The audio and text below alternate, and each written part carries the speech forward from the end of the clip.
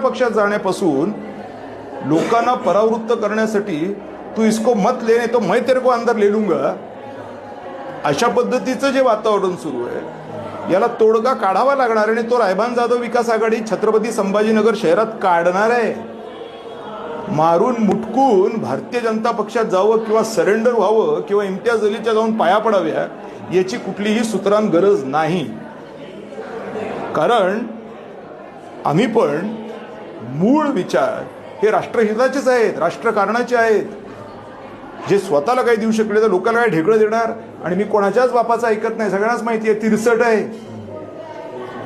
एवढं बोललोय तुमच्या माध्यमातून या पुढाऱ्यांना, यांनी एखादा शब्द तरी माझ्यावर काढावा ना की हा चुकीचं बोलतोय म्हणून. जे हायकोर्टची ऑर्डर शहर तुटण्यापासून वाचवणारी होती याचं ज्ञान यांना नव्हतं, हे खरं नसतं तर ते आतापर्यंत माझ्यावरती वाटेल तितकं बोलले असते. त्याच्याकडे लक्ष देऊ नका, तो वेडा आहे. मी वेडा आहे? अरे गाढवानो, तुमच्यापेक्षा तर मी कधीतरी पटणे चांगलं आहे. कारण मी वेडा असून शहर तोडण्यापासून थांबवलं, तुम्ही शहाणे असून तुम्ही काय दिवे लावले. स्वतःला तुम्ही आमदार फंड नाही देऊ शकत असे तुम्ही मुख्यमंत्री आणि उपमुख्यमंत्री आहात रे. शासनाचं आर्थिक धोरण संपलंय, दिवाळखोर झाले महाराष्ट्र सरकार, केंद्र सरकार दिवाळखोर झाले. मी पुन्हा तुम्हाला सांगतोय, मोठी बातमी, ब्रेकिंग न्यूज, राज्याच्या मुख्यमंत्र्यांना आमदार फंड आहे का? मग नंतर बघू की राज्याचे मुख्यमंत्री शेतकऱ्यांना काय देणार आहेत, राज्याचे मुख्यमंत्री लाडक्या बहिणीला काय देणार आहेत, राज्याचे मुख्यमंत्री भरती कधी करणार आहेत, राज्याचे मुख्यमंत्री काय करणार आहेत, महानगरपालिकेमध्ये किती हजार कोटी रुपये देणार आहेत, संजनाबाईंना किती देणार आहेत, झाबाईंना किती देणार आहेत, कवडेबाईंना किती देणार आहेत, काय हे नंतर बघू. स्वतःला किती दिले ते तरी सांगा, नंतर तू बाकीचं बघू.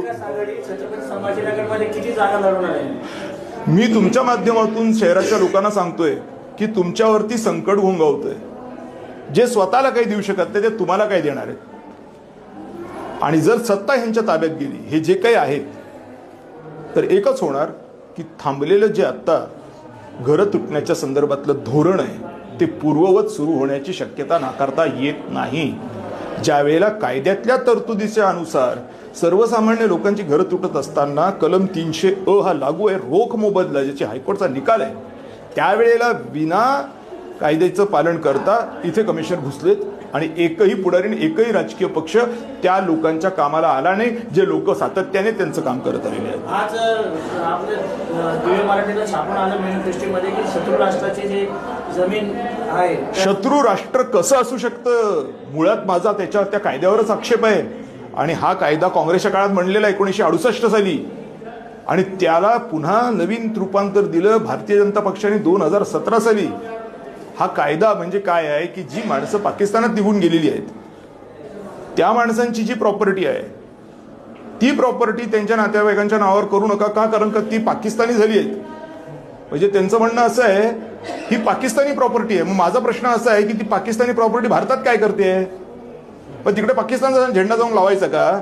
तिकडे पोलीस पळत येतील, राष्ट्रद्रोह केला म्हणतील. राष्ट्रद्रोही तो कायदा आहे, जो कायदा या राष्ट्राच्या जमिनीला पाकिस्तानी जमिनी म्हणतोय. तो कायदा मुळात राष्ट्रद्रोही आहे. त्यांच्यावरती राष्ट्रद्रोहाचा गुन्हा दाखल झाला पाहिजे, काँग्रेसवरती झाला पाहिजे आणि त्या भारतीय जनता पक्ष आणि त्या MI वरती पण झाला पाहिजे. किती वेळेला हा इम्तियाज अली नारे तकबीर अल्लाहू अकबर करतो गाढव, किती वेळेला जाऊन हा पार्लमेंटमध्ये त्या एनिमी प्रॉपर्टीच्या संदर्भामध्ये बोललाय, मला जरा सांगा. मी त्याला उभं आवाहन केलंय, दाखव तू. भारतीय जनता पक्षाने म्हणायचं जय श्रीराम आणि मतदान करा, यांनी म्हणायचं नारे तकबीर आणि मतदान करा. आणि काय करा तुम्ही? घ्या फॉर्च्युनर आणि आम्ही फिरवा हातगाड्या. सगळ्यांनी हातगाड्या, घाण डुक्कर, नाल्या, घाण पाणी त्याच्या बापाचं ठेवलंय का सरांच्या? एकेकाळी तुमच्याबद्दल त्यांनी हे केलं होतं. मी पुन्हा तुम्हाला मगाच्या विषयावरती घेऊन येतोय की विरोधी पक्ष स्ट्रॉंग होऊ शकतो का? कारण की यांना स्वतःला आमदार फंड देता येईना. मुख्यमंत्र्यांना, राज्याच्या स्वतः मुख्यमंत्र्यांना स्वतःला पैसे देता येत नाहीयेत.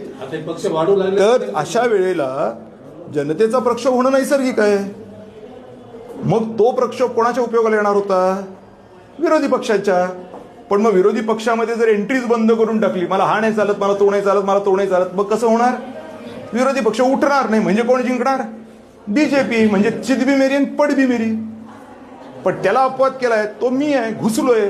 म्हणून मी त्या दिवशी तुम्हाला सांगितलं, जाधव घुस चुका है शहर के अंदर, बजा दो डंका, आ गया हूं मैं, ठीक है, खेल लेते दो हाथ. बीजेपी बहुत छानपणा कर रहा है क्या, मैं भी देखता हूं कौन बीजेपी आहे. भारतीय जनता पक्ष ना, कळतो का यांना, भारतीय जनतेचा पक्ष आहे असं त्यांचं म्हणणं आहे. तर हा भारतीय जनतेचा पक्ष आहे का? कधी हा बाबा म्हणतोय फडणवीस की हा ओबीसींचा पक्ष आहे, ठीक आहे, कधी म्हणतो हा हिंदूंचा पक्ष आहे. अरे म्हणजे ओबीसी नाही आहेत त्यांचा पक्ष कोणता? जे हिंदू नाही आहेत त्यांचा पक्ष कोणता? तुझ्या पक्षाचं नाव काय आहे? भारतीय जनता पक्ष, म्हणजे भारताच्या तमाम जनतेचा माझा पक्ष आहे. पण बोलताना तू हे बोलतोयस. बर, तू अजून काय म्हणतोयस की आमचा ब्रँड कोण आहे? नरेंद्र मोदी. तुझा ब्रँड नरेंद्र मोदी आहे? आम्हाला नव्हतं माहिती. असे 56 नरेंद्र मोदी येऊन गेले 50 वर्षात. प्रत्येकाला वाटलं की मी डॉन आहे. इंदिरा गांधींना पण वाटत होतं मी डॉन आहे. ठोकलंय तिला तिच्या घरामध्ये. कोण डॉन नसतं, परमपिता परमेश्वर डॉन असतो. त्याची भक्ती करा, त्याला ब्रँड माना. प्रभू श्री रामाला ब्रँड माना, तो ब्रँड असू शकतो. हे असले काल आले आणि परवा गेले हे ब्रँड नाही असू शकत. सॉरी, किती पॉवरफुल असतील, आय डोंट केअर. या लोकशाही शासन प्रणालीमध्ये आपण जय श्रीरामाचा घोष करतात, म्हणजे प्रत्यक्षपणे आपण बीजेपीला मदत नाही करणार. तो बीजेपीच्या बापाचं नाम आहे काय? त्याचा स्लोगन आहे, असं स्लोगन आहे. एक्झॅक्टली. आता तुम्ही बरोबर विचार केला. धर्म आणि धर्माचं बाजारीकरण याच्यात फरक आहे. पण जय भीम पण म्हणतात लोक, मांडतात भीमाला, मांडतात. प्रॉब्लेम आहे. नारे तकबीर अल्लाहू अकबर पण करतात आणि एनईपी प्रॉपर्टीवर बोलत नाहीत. हे मुसलमान आहेत, हे इस्लाम मानतात. यांच्या त्या टॅगलाईन्स आहेत. काय? कारण त्याच्यावर त्याचा बाजार चालतो. ठीक आहे, ते बाजार चालवत आहेत. ते आत्मिकतेतून नाही म्हणत आहेत. बाजार चालवणारे लोक डुप्लिकेट असतात, ट्रू कॉपी. ठीक आहे, 35,000चं पण घड्याळ मिळते आणि त्याची ट्रू कॉपी 4,000 पण भेटती. टॅगलाईन बनवलंय धर्माचं बाजारीकरण केलंय. धर्म मानत नाहीये. जर धर्म मांडला असता तर प्रभू श्री रामाप्रमाणे हे रामराज्य चालवलं असतं. आहे का रामराज्य? स्वतः मुख्यमंत्री भोंगळा आहे, तो काय रामराज्य आणणार घंटा?